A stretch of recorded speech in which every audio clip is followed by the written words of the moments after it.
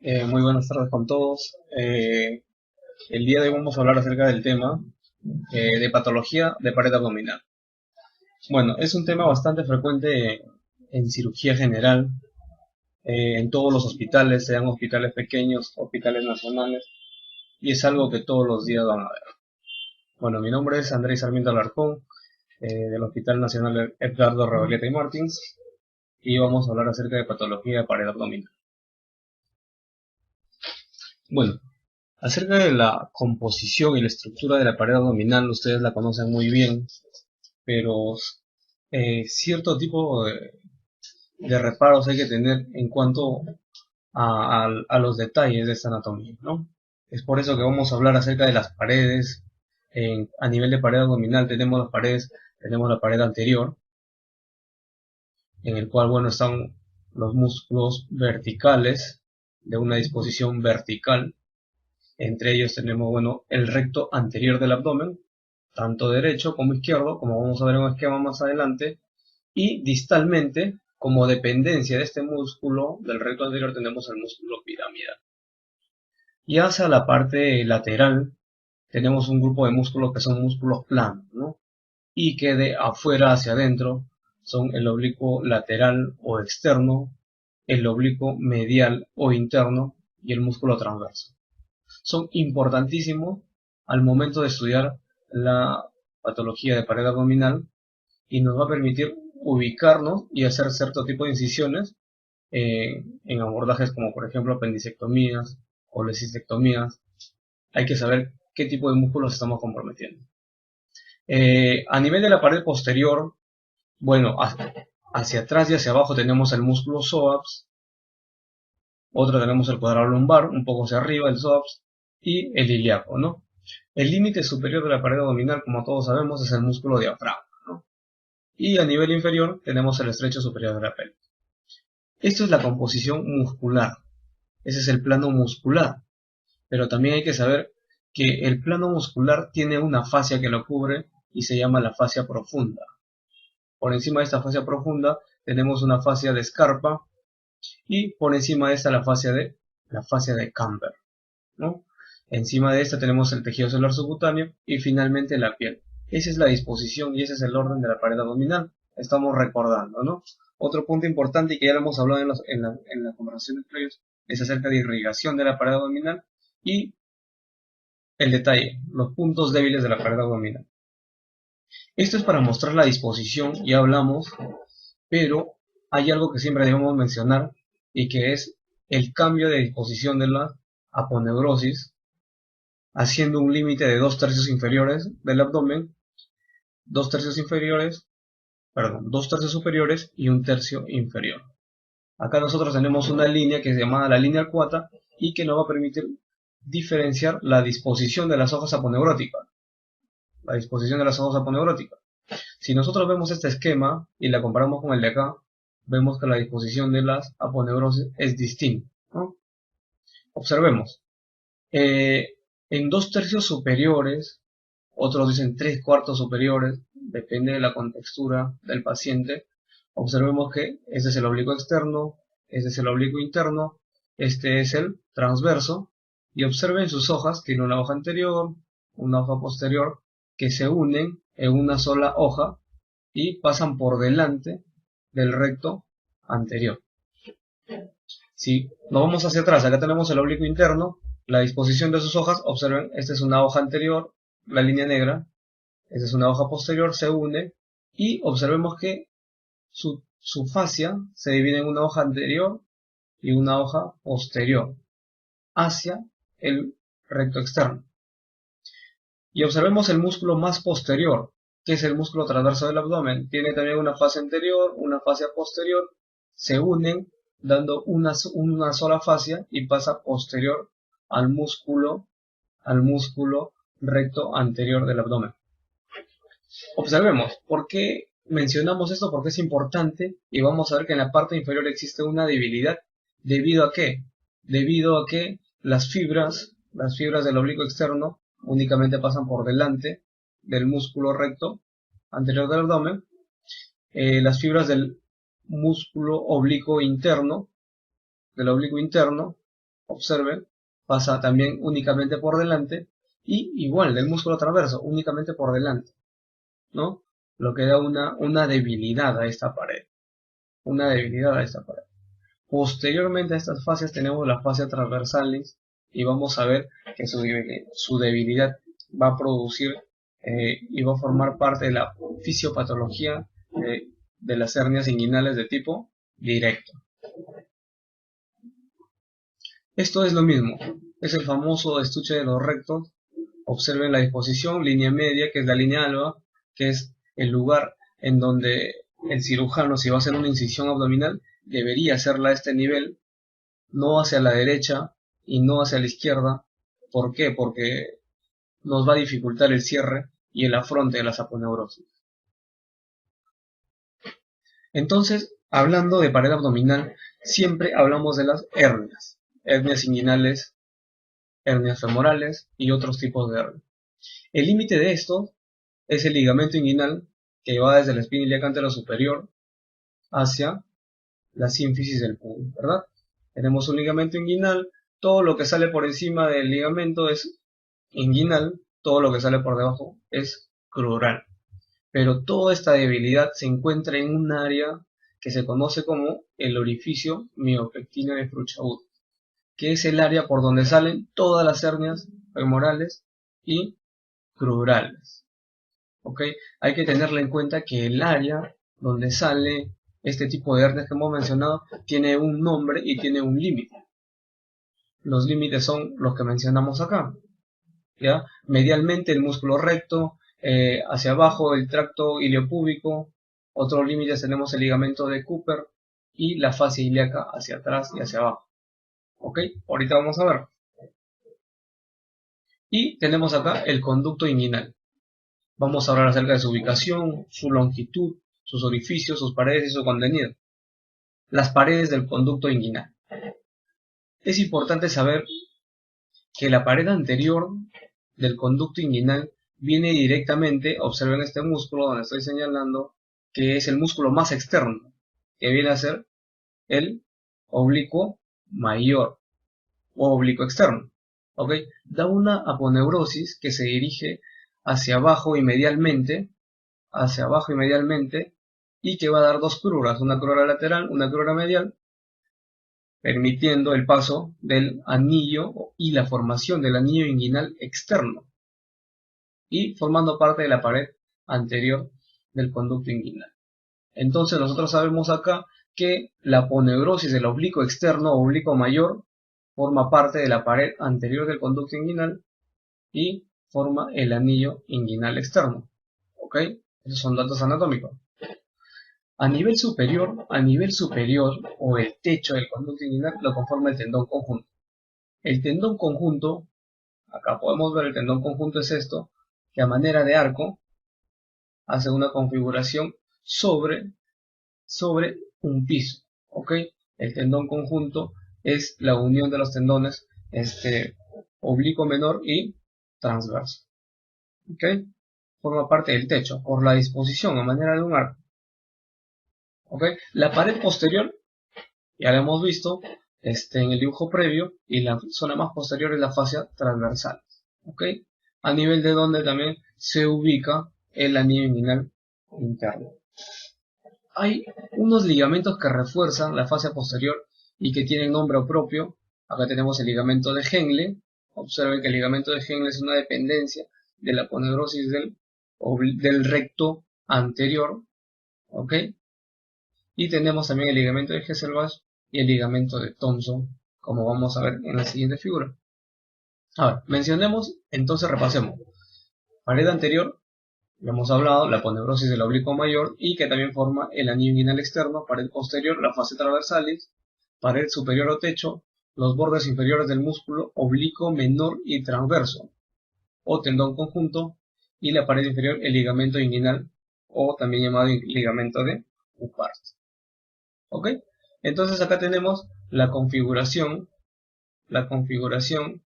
de la zona inguinal, y en la cual es importante que recordemos el triángulo de Hesselbach, ¿no? ¿Por qué? Nos va a permitir diferenciar entre las hernias directas que pasan por dentro de del triángulo y las hernias inguinales indirectas que pasan por fuera. Los límites tenemos acá, ya lo deben saber, ligamento inguinal, abajo, lateralmente, ¿quién está? El recto externo, medialmente el recto externo y lateralmente la epigástrica inferior o los vasos epigástricos inferiores, rama de la arteria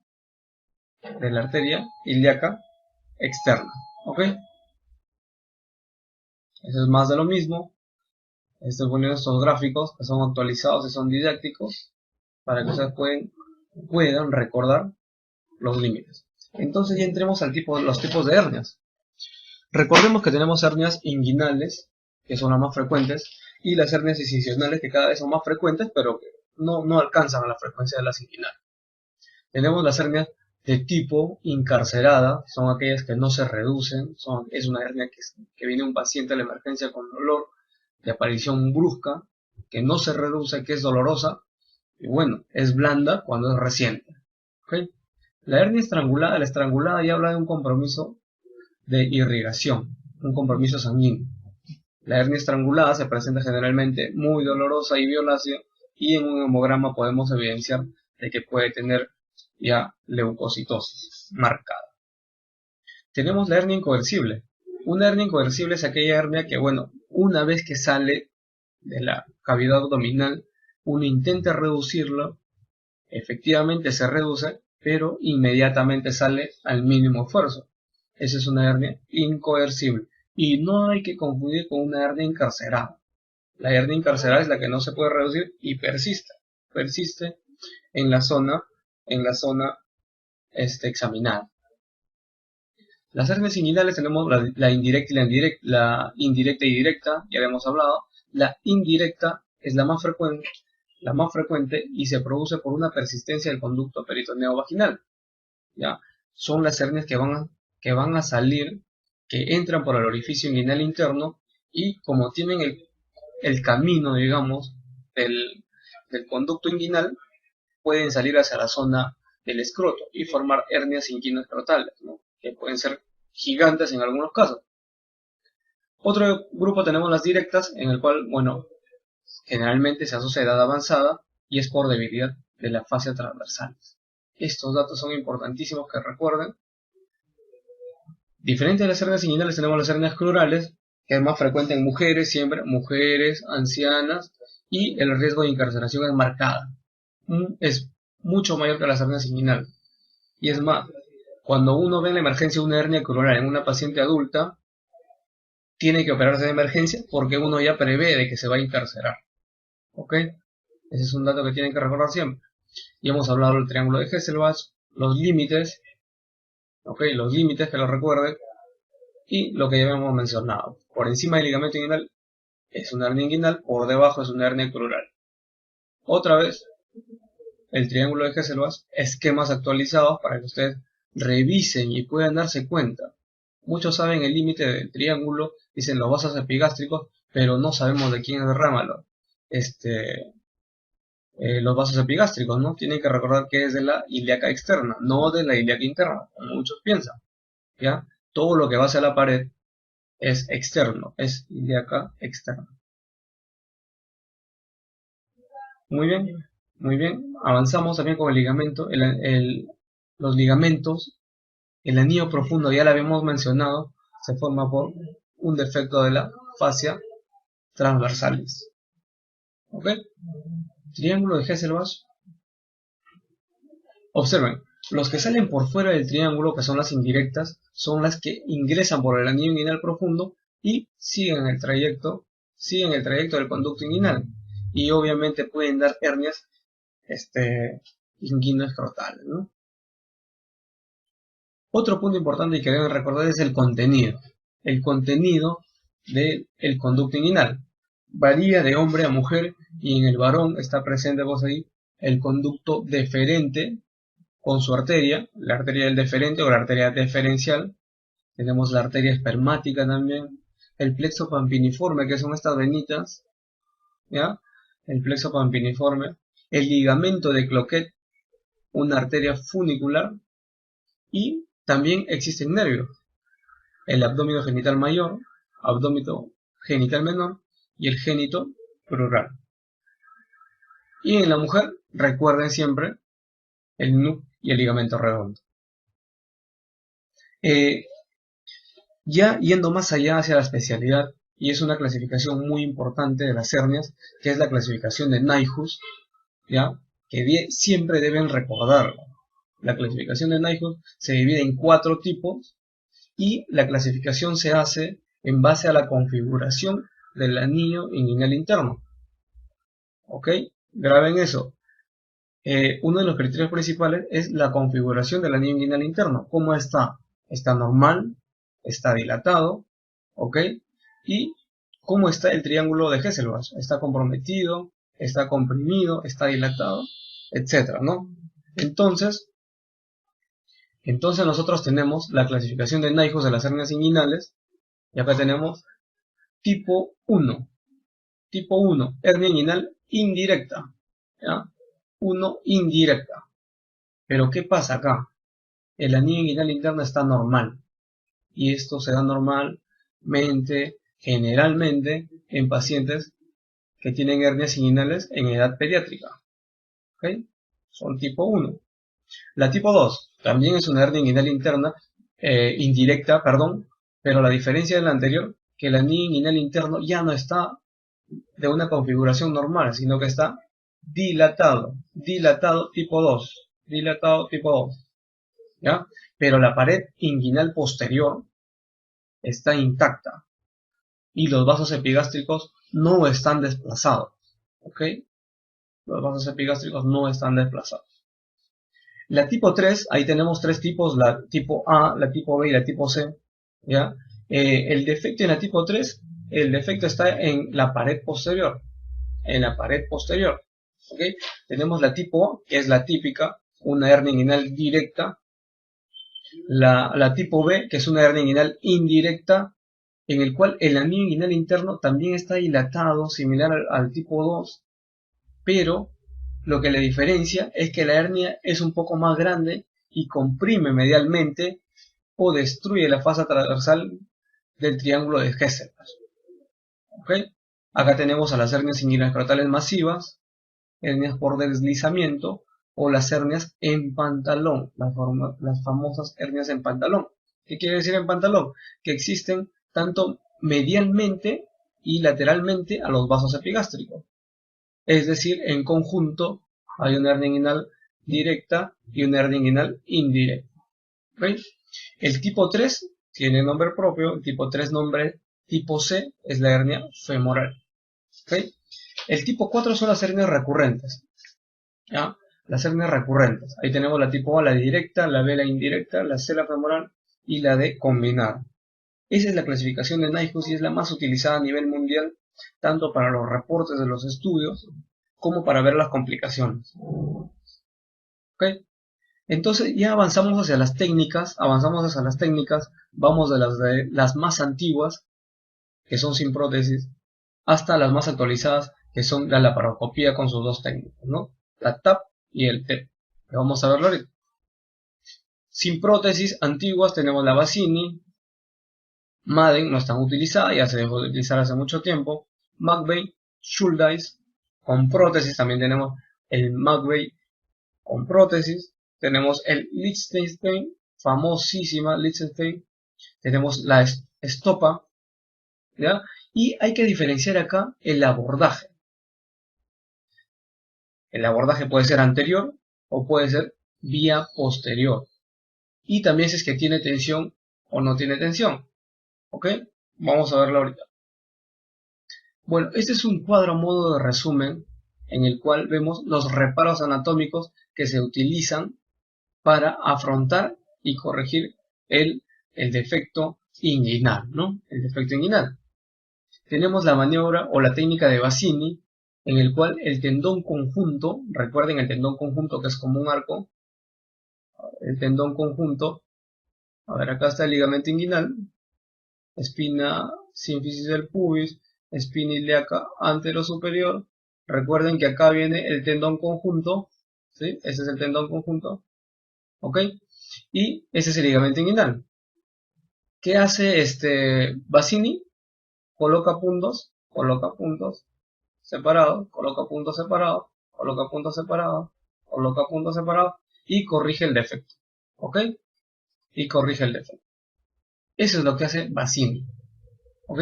McVeigh lo que hace, el tendón conjunto, igual lo que hemos mencionado, ata al ligamento de Cooper. ¿Ya? Lo ata al ligamento de Cooper. Y generalmente esto también se utiliza en las hernias crurales. Recuerda, McVeigh es una técnica que se utiliza en hernias crurales.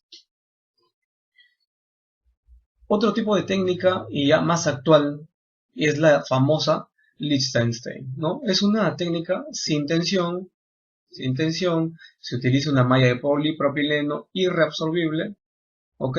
Y se utiliza por vía anterior. ¿Qué quiere decir por vía anterior? Hace la incisión, llega hacia la aponeurosis, diseca y coloca la malla. Vía posterior tienes que entrar hasta cavidad, hasta peritoneo, y retrógradamente se coloca la malla. Obviamente por encima del peritoneo, ¿ya? Por encima del peritoneo y por encima de la fascia posterior. Vía anterior, Liechtenstein es la elección en hernias inguinales, ha demostrado un menor porcentaje de recurrencia, y las de vía posterior tenemos la de Nyquist y la de Stoppa. En la laparoscópica, que son las actuales, la transabdominal preperitoneal y la totalmente extraperitoneal. Observen, este es Bassini, la técnica de Bassini. Tendón conjunto, como un arco, recuerden, como un arco, tendón conjunto, y el ligamento inguinal. ¿Okay? Esta es la de McVeigh, ¿ya? Ese es el tendón conjunto que va como un arco y lo adosa, se sutura hacia el ligamento de Cooper. ¿Ok? Acá. Otro grupo de hernias tenemos las hernias crurales, ¿no? Y las hernias crurales son las que pasan por debajo del ligamento inguinal, como ven acá en la flecha, ¿ok? Y esta área o arcada femoral se divide en dos áreas. La externa, que es la músculo nerviosa, por el cual sale el músculo psoas con sus nervios, y la celda interna, que es la vascular, en donde está el anillo vascular propiamente dicho. Observen, esto es el músculo nervioso y este de acá es el área vascular. ¿Ok? El área vascular. Observen que el ligamento inguinal tiene unos repliegues a modo de fascias que se van hacia la zona posterior del pubis y que lo dividen en celdías, ¿no? Acá tenemos el ganglio, acá tenemos la celda venosa, la celda arterial y, bueno, el componente músculo nervioso. ¿Ok? Es importante que recuerden algunos nombres propios que son acá. El ligamento lacunar o el Auger, ¿ya? Tenemos hernias que pasan laterovasculares, acá, lateral a los vasos sanguíneos, lateral a la arteria, ilíaca externa que se transforma en femoral, tenemos la hernia de Hesselbach, ¿ok? Y así podemos tener que sale anterovascular, retrovascular, y la que sale acá, observen, es la hernia de Laugier. Tiene un nombre propio. ¿Okay? Entonces, algo actualizándonos acerca de hernia crural, tenemos que es más frecuente en mujeres, lo habíamos mencionado, es más frecuente en el lado derecho, de 3-1, y la clínica pues es la presencia de una masa, algo dolorosa, y como se encarcera rápidamente, ¿ok? Como se encarcera rápidamente, puede llevar a una obstrucción intestinal. Hernia más común en mujeres, si les preguntan las hernias más comunes en mujeres son las hernias crurales, no lo duden, ¿ya? Y los factores predisponentes, observen esto, es importantísimo. Pelvis más ancha en la mujer y la ausencia del ganglio de Cloquet. Este es el ganglio de Cloquet. En los pacientes ancianos se atrofia o incluso desaparece y hace que las asas intestinales puedan prolapsarse por esta zona y formar una hernia crural. Es por eso que es más frecuente en mujeres y ancianos. Factores desencadenantes obviamente son factores que aumentan la presión intraabdominal, tos crónica, enfermedad pulmonar obstructiva, constipaciones, ascitis, embarazo, pacientes cirróticos que llegan a hacer hipertensión portal y que hacen una ascitis marcada, llegan a desarrollar hernias corales, prostatismo, pacientes que hacen un sobreesfuerzo al momento de la micción, esfuerzos en general, o sea, cargadores, etc. ¿Ok? En el grupo de hernias tenemos otras hernias. Hay hernias con nombre propio. Tenemos la hernia de Littré, la hernia de Richard, la de Spiegel, la de Amiens y la de Garengard. ¿Ok? ¿A qué se diferencia la de Littré? Ahí tenemos que recordar nosotros a un famoso divertículo, el divertículo de Meckel, ¿no? El divertículo de Meckel, que es un divertículo verdadero, es un remanente del conducto onfalomesentérico y que generalmente se encuentra a 90 centímetros de la válvula ileocecal, ¿ok? ¿Y qué pasa? Con ese divertículo se compromete en una hernia y sale y se estrangula. Esa es la famosa hernia de Littré.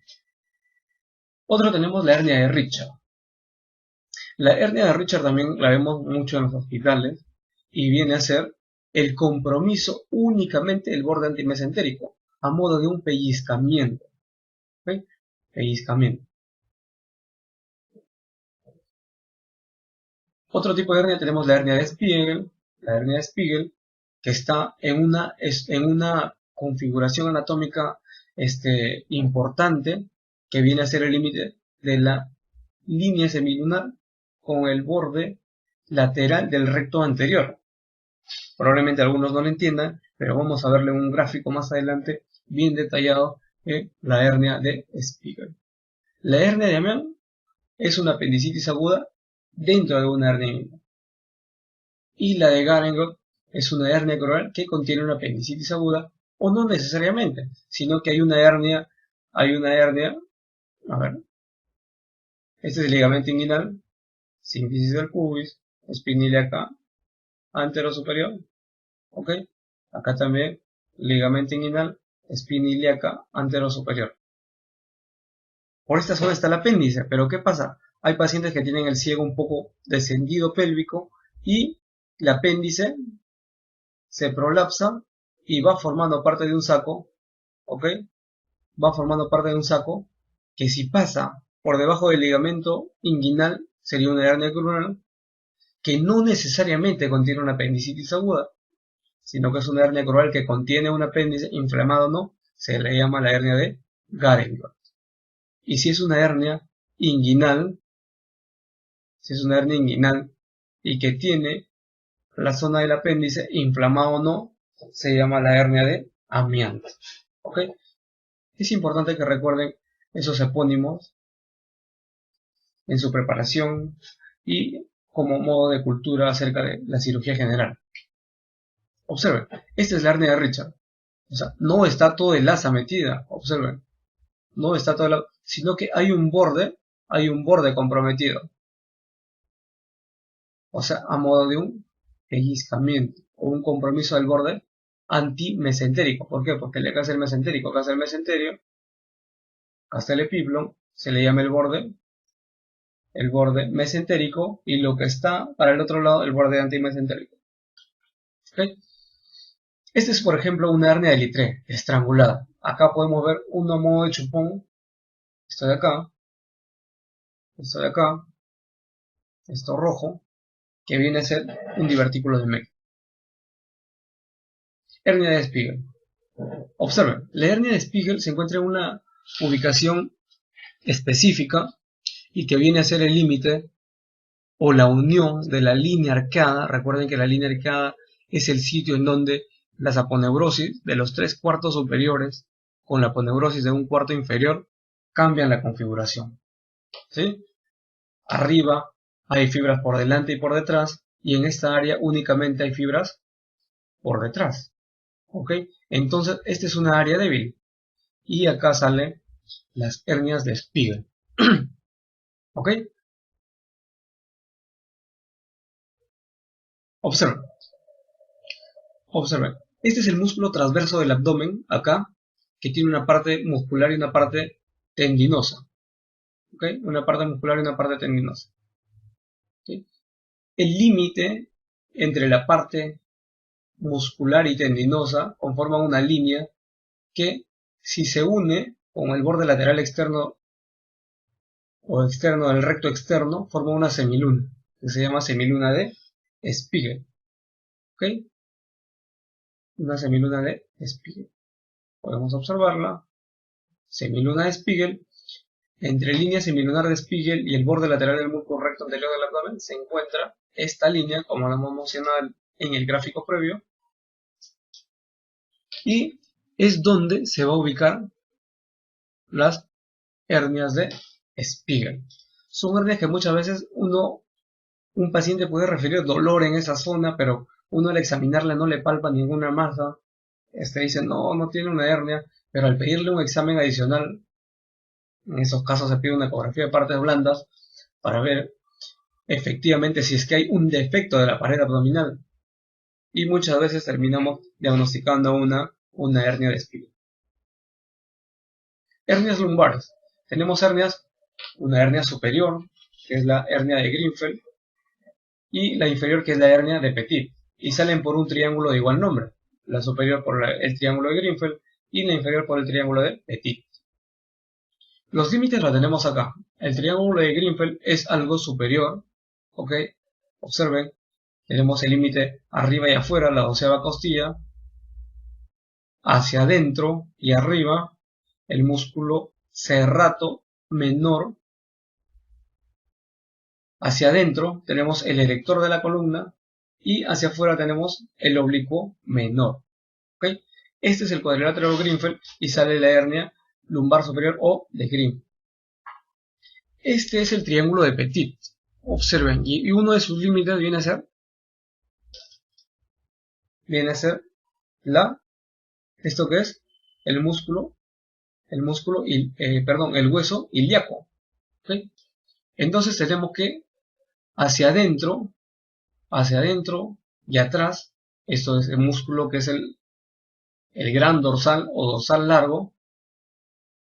Hacia afuera tenemos el oblicuo externo y hacia abajo tenemos el hueso ilíaco a nivel de la cresta ilíaca. ¿Okay? Y en el fondo, bueno, se ubica el oblicuo interno también, ¿no? Pero este es el defecto, este es un defecto a través del cual puede salir una hernia muy particular y que muchas veces se confunde con un lipoma. ¿Ok? Hay que tener cuidado. Hernias pelvianas, acá tenemos las hernias ciáticas, perianales, obturatriz. ¿Ok? Las hernias obturatrices, también llamadas subpubianas.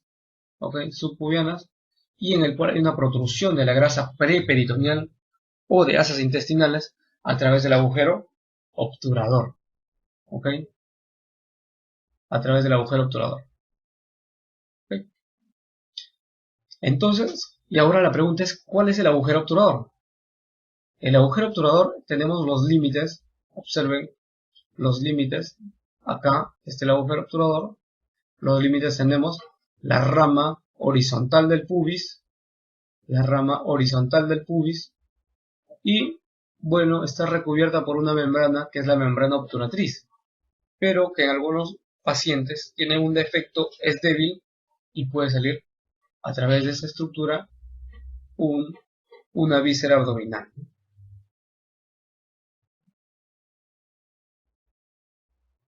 Entonces, la hernia obturatriz ya Skandalakis lo decía en 1995, ¿ok? Recuerden que Skandalakis tiene un libro y es uno de los mejores libros de anatomía quirúrgica, pero ya en el 95 él decía que las hernias obturatrices casi nunca o nunca son vistas externamente y rara vez son palpables. Y es por eso que no se diagnostican si es que no se operan, ¿ok? Se diagnostican casi el 100% intraoperatoriamente. Sospecha clínica, pacientes delgados, mayores de 50 años, tienen un dolor en la cara interna del muslo, muchas veces inexplicable, y en algunos casos es el único síntoma que refieren, ¿ya? Y muchas veces hay que acudir a una tomografía de miembro inferior para poder diagnosticar este tipo de hernia. Y hay un signo típico acá que es el signo de Hopship-Romberg, Bueno, que genera una área de dolor a nivel del miembro inferior, a nivel básicamente del músculo ventral, ¿ok? Del muslo, y genera una suerte de parestesias y un dolor de tipo neuropático, que son lo que refieren los pacientes. Entrando a otro punto, de el tratamiento ya de las hernias, tenemos que hablar acerca de la anatomía quirúrgica laparoscópica. Y es importante recordar los límites y los reparos anatómicos al momento de hacer una hernioplastia laparoscópica. Acá estamos viendo un abdomen y lo estamos viendo desde el interior de este abdomen. Estamos entrando al abdomen y hemos enfocado hacia adelante del abdomen y estamos viendo los límites, ¿ok? Los límites. Observen acá que el número 1 viene a ser el uraco, ¿ok? El uraco. El número 2 viene a ser el ligamento umbilical medial. ¿Por qué? Porque ese es el ligamento umbilical medio que se encuentra en la línea media. El de acá es el ligamento umbilical medial y el de acá es el ligamento umbilical lateral. ¿Ok? Entonces, observemos que el ligamento umbilical medio es un remanente del uraco. El medial contiene a las arterias o los rezagos de las arterias umbilicales y el 3 viene a ser los vasos epigastrio. ¿Ok? Y todo esto se va a ver cuando uno practica una hernioplastia laparoscópica. ¿Ok? Acá tenemos más reparos. Observen lo mismo.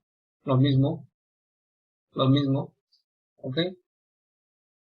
Y entonces la clasificación laparoscópica también se hace en base a la clasificación de Knight.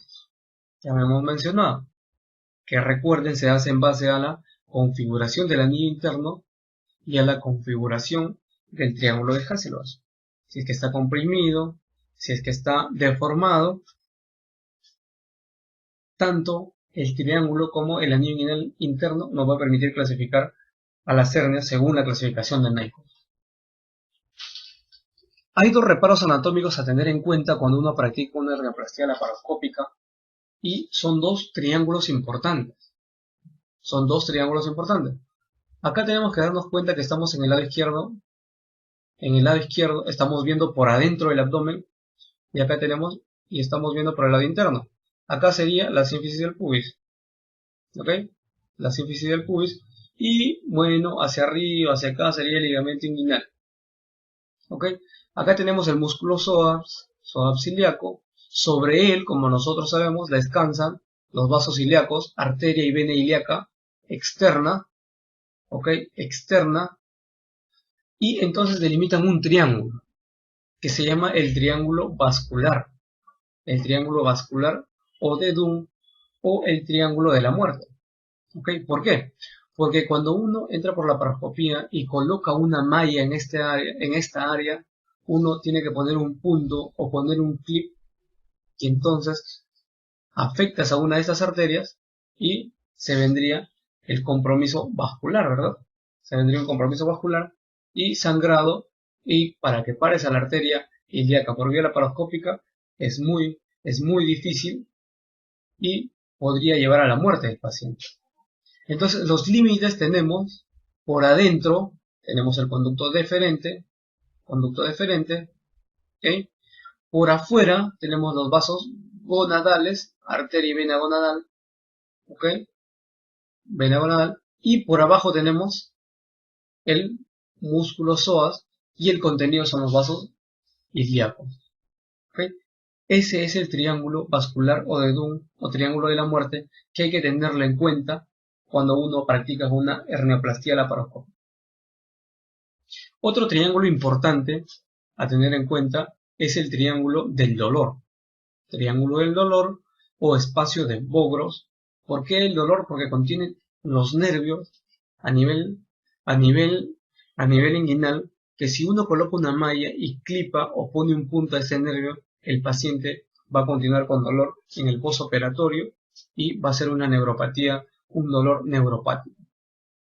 Entonces, este triángulo, este espacio, se ubica lateral a los vasos gonadales, ¿ok? Lateral a los vasos gonadales, ¿ya? ¿Ok? Pero, ¿en quién está indicada la hernioplastia laparoscópica? La hernioplastia laparoscópica, su principal indicación son las hernias inguinales recidivadas. Por ejemplo, un paciente que ha tenido una hernioplastia de Liechtenstein y que cuando tú entres a reoperar ese paciente después de 3-6 meses que le recidivó la hernia, esa zona ya va a estar muy fibrosada, no se van a identificar bien los tejidos, entonces ya tenemos que cambiar de acceso. Ya entramos por vía anterior, ¿y qué tal si entramos por vía del ombligo? Metemos una cámara, localizamos internamente el defecto y lo corregimos. Entonces, esa es la utilidad de la hernioplastia laparoscópica, las hernias inguinales recidivadas. Esa es la indicación absoluta, la indicación actual demostrada, ¿ok? Pero también sería importante en hernias inguinales bilaterales, que es la segunda indicación, ¿ok? La principal son las recurrentes, pero la segunda indicación son las hernias inguinales bilaterales. Contraindicaciones, bueno, contraindicaciones a la anestesia general, coagulopatías, pacientes con grandes cardiopatías, también que tengan un síndrome adherencial severo. ¿Por qué? Porque el síndrome adherencial severo no te permitiría ingresar tu cámara de laparoscopía ni tus pinzas, entonces eso contraindica. Otros son las hernias voluminosas, hernias deslizadas y con masas intestinales adheridas al saco, de tal forma que no permita hacer la liberación desde la cavidad de las asas intestinales y entonces complique la cosa. Y obviamente las hernias estranguladas con diagnóstico tardío no están indicadas en la laparoscopía. Las de diagnóstico temprano sí, porque si está atascada una hernia y uno entra por la laparoscopía, retrae el asa con las pinzas, muchas veces el intestino recupera. Pero si es un diagnóstico tardío, definitivamente ya no va a recuperar ni así sea abierto. Esa es la posición del paciente para mostrarles, ¿ok? En una posición de Trendelenburg, o sea, cabeza inclinada hacia el piso, los brazos tienen que estar plegados y como se trabaja en el área de la vejiga, como habíamos visto, se recomienda poner una sonda vesical. ¿Okay? Se recomienda vesical y preferiblemente de que la vejiga esté vacua. La vejiga esté vacua. Esta es la presencia de los trócares, la forma en que se colocan los trócares. Para hernia derecha, para hernia izquierda cambia, haciendo como un triángulo apuntando hacia el lado de la hernia. ¿Ok? Entonces, eso sería en cuanto a la patología de pared abdominal. Recuerden la fisiopatología, recuerden cómo diagnostican una hernia y recuerden qué técnica hacer, cuál es la indicada, qué voy a hacer y cuál es el tratamiento de elección de las hernioplastías laparoscópicas. Bueno chicos, eso ha sido todo por hoy. Ese ha sido el tema de patología de la pared abdominal. Pueden revisar los slides, las imágenes están muy claras, les va a ayudar bastante. Nos vemos.